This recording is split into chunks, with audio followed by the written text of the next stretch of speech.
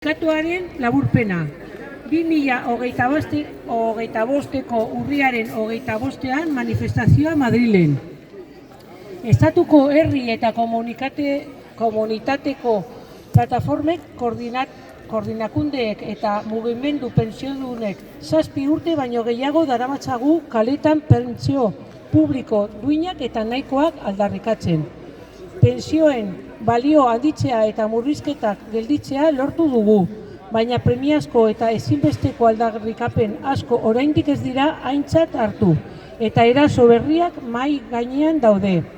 Joan den urtean, KPIaren araberako 21/2021 legean aurreikusita zegoen bezala.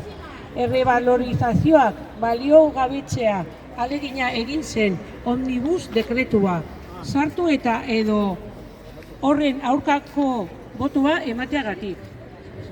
PSOEk, Sumarrek, ERCek, EAJk, CISek, UPNek eta PPek 11/2024 dekretua onartu zuten. Pentsioduna lan prekarioa eta pentsioa eskasa uztartzeko, lan bizitza luzatzera behartzeko.